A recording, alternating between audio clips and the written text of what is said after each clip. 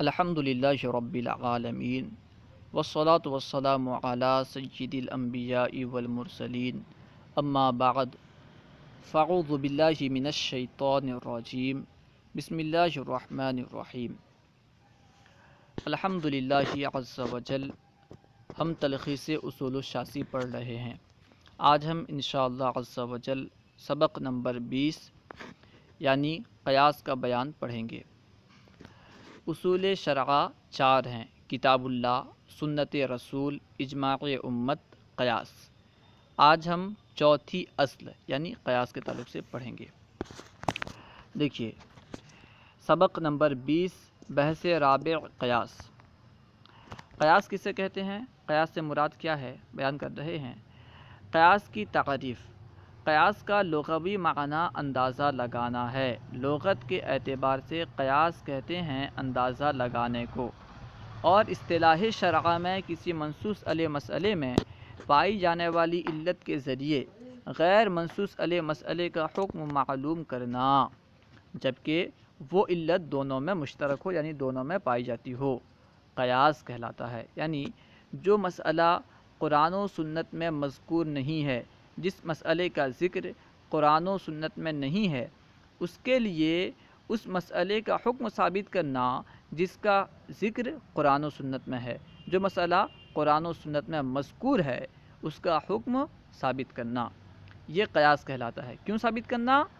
علت جامعہ کی وجہ سے، علت مشترکہ کی وجہ سے، یعنی ایسی علت کی وجہ سے جو دونوں میں پائی جاتی ہے۔ ٹھیک ہے، یعنی جو مسئلہ قرآن و سنت میں مذکور نہیں ہے اس کے لیے جو مسئلہ قرآن و سنت میں مذکور ہے اس کا حکم ثابت کرنا علت جامعہ کی وجہ سے، یہ قیاس کہلاتا ہے۔ اب مثال بیان کر رہے ہیں۔ قیاس کی مثال: نص سے یہ بات ثابت ہے کہ غلاموں کو گھر میں آنے کے لیے اجازت کی ضرورت نہیں ہے، جبکہ عام لوگوں کے لیے یہ حکم ہے کہ گھر میں آنے سے پہلے اجازت لیں، 3 مرتبہ اجازت طلب کریں، پھر بھی اگر اجازت نہ ملے تو لوٹ جائیں۔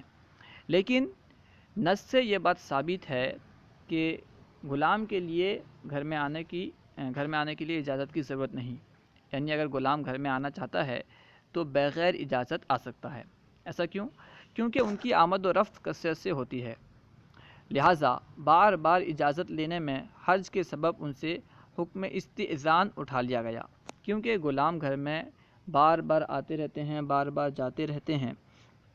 اگر وہ ہر مرتبہ اجازت طلب کریں تو اس طرح ان کو بھی پریشانی ہوگی اور گھر والوں کو بھی پریشانی ہوگی، یعنی حرج سے بچانے کے لیے غلاموں سے حکم استئذان اٹھا لیا گیا، یعنی وہ بغیر اجازت گھر میں آ سکتے ہیں۔ تو اس پر قیاس کرتے ہوئے بلی کے جھونٹے سے ناپاکی کے حکم کو اٹھا لیا گیا، کیونکہ ان کا بھی گھروں میں کثرت سے آنا جانا ہے، اور نجاست کا حکم باقی رکھنے میں حرج ہے، کیونکہ بلیاں بھی گھر میں کثرت سے آتی ہیں، اور ظاہر سی بات ہے جب کثرت سے آتی ہیں تو گھر میں جو چیزیں موجود ہوتی ہیں ان پر منہ بھی ڈالیں گی۔ اگر ہم بلی کے جھونٹے کو ناپاک قرار دیں تو پھر بہت ساری چیزوں کو پھینکنا لازم آئے گا، بہت ساری چیزوں کو برباد کرنا پڑے گا، کیونکہ اگر بلی منہ ڈال دے تو ناپاک، اور پھر ناپاک کو استعمال کرنا درست نہیں ہے۔ ٹھیک ہے، کیونکہ بلی بار بار گھر میں آتی رہتی ہے، ٹھیک ہے، اور بلی کے حکم جھونٹے کو اگر ہم ناپاک قرار دیں تو اس میں حرج ہے، یعنی حرج میں مبتلا ہونا لازم آئے گا۔ تو حرج سے بچنے کے لیے بلی کے حکم کو ناپاک قرار نہیں دیا گیا۔ کس پہ قیاس کرتے ہوئے؟ غلاموں کے حکم استئذان پہ قیاس کرتے ہوئے، کیونکہ غلام گھر میں بار بار آتے ہیں، غلام کے گھر میں بار بار آنے کی وجہ سے ان سے حکم استئذان اٹھا لیا گیا۔ ٹھیک اسی طرح بلیوں کے گھر میں بار بار آنے کی وجہ سے ان کے جھونٹے سے ناپاکی کا حکم اٹھا لیا گیا۔ قیاس کا حکم: قیاس دلائل شرعیہ میں سے ایک دلیل شرعی ہے۔ دلائل شرعیہ 4 ہیں، ان میں سے ایک دلیل شرعی قیاس بھی ہے، اور اس پر عمل واجب ہے۔ قیاس پر عمل کرنا واجب ہے جب تک کہ کسی مسئلے میں اس سے اوپر کی کوئی دلیل نہ پائی جائے، یعنی قیاس سے اوپر جو دلیلیں ہیں اگر کوئی دلیل موجود نہ ہو تو قیاس پر عمل کرنا واجب ہے، ضروری ہے۔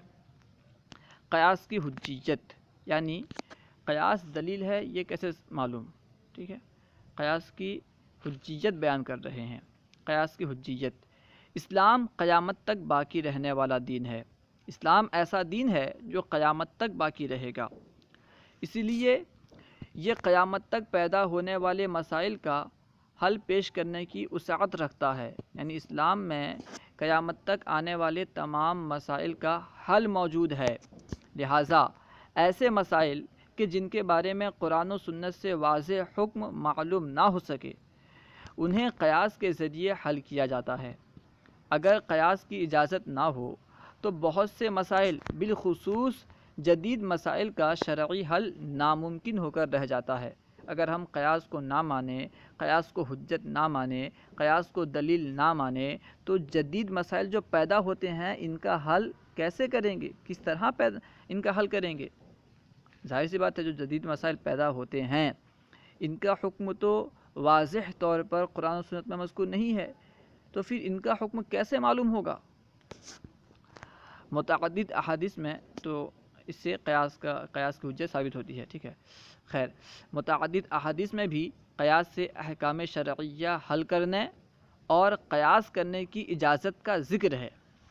چنانچہ حضرت معاذ بن جبل رضی اللہ عنہ کی مشہور و معروف حدیث میں ہے کہ جب سرکار صلی اللہ علیہ وآلہ وسلم نے انہیں یمن بھیجنے کا ارادہ کیا تو ان سے دریافت فرمایا کہ تم کس چیز کی مدد سے فیصلہ کرو گے؟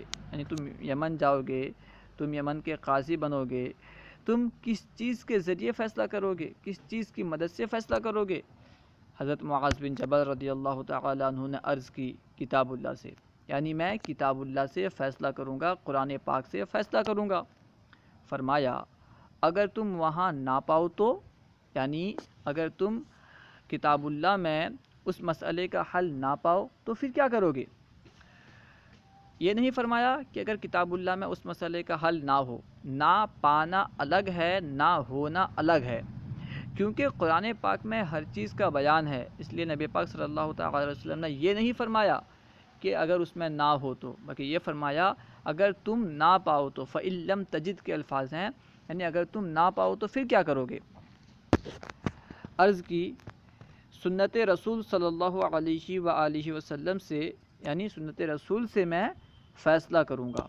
فرمایا اگر وہاں بھی نہ پاؤ تو، یعنی اگر سنت رسول میں احادیث میں بھی اگر اس کا ذکر نہ ہو تو پھر کیا کرو گے؟ عرض کی اجتہدوا برائی، یعنی پھر میں اپنی رائے و قیاس سے کام لوں گا، یعنی میں اجتہاد کروں گا، اپنی رائے اور قیاس سے کام لوں گا۔ اس پر سرکار صلی اللہ علیہ وآلہ وسلم نے فرمایا الحمدللہ الذی وفق رسول رسولہ لما یرض بہ رسولہ، یعنی تمام تعریفیں اللہ کے لیے ہیں جس نے اپنے رسول کے قاصد کو اس چیز کی توفیق بخشی جس سے اس کا رسول راضی ہوتا ہے۔ یعنی جب حضرت معاذ بن جبل رضی اللہ تعالی عنہ نے عرض کی کہ میں اجتہاد کروں گا، اپنے رائے سے فیصلہ کروں گا، تو حضور نے اللہ کی تعریف بیان کی۔ یہ نہیں کہا کہ تم اجتہاد کرو گے، اپنی رائے سے فیصلہ کرو گے، حضور نے اس سے منع نہیں کیا، اس پر ڈانٹا نہیں، بلکہ اللہ تبارک و تعالی کی حمد بیان کی۔ اس سے معلوم ہوا کہ قیاس بھی دلیل شرعی ہے۔ اگر قیاس کے ذریعے کوئی حکم ثابت نہیں ہو سکتا، اگر کوئی کسی حکم کا ثابت کرنا ممکن نہیں ہے، تو نبی پاک صلی اللہ تعالی علیہ وسلم فوراً منع کر دیتے کہ تم قیاس کے ذریعے فیصلہ کرو گے، قیاس کے ذریعے کسی حکم کو ثابت کرو گے، ایسا نہیں ہو سکتا۔ حالانکہ نبی پاک صلی اللہ علیہ وسلم نے منع نہیں کیا، تو اس سے معلوم ہوا کہ قیاس حجت ہے۔ اس کے علاوہ بہت ساری دلائل موجود ہیں، بہت ساری دلیلیں موجود ہیں۔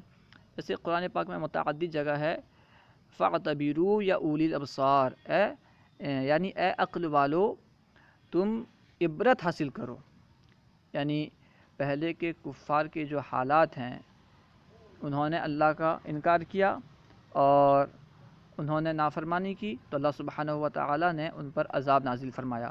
تو تم ان سے عبرت حاصل کرو، یعنی ان پر اپنے آپ کو قیاس کرو، اگر تم نے بھی ویسا کیا تو تمہارا حال بھی ایسا ہوگا۔ فاعتبروا یا اولی الابصار، یعنی اے عقل والو تم عبرت حاصل کرو۔ عبرت حاصل کرنا کب ہوگا؟ جب کہ ان کی حالت پر اپنی حالت کو قیاس کریں گے، یعنی گویا کہ قرآن پاک قیاس کرنے کا حکم دیتا ہے، اس سے بھی قیاس کی حجیت ثابت ہوتی ہے۔ اللہ و رسولہ اعلم۔ السلام علیکم ورحمۃ اللہ وبرکاتہ۔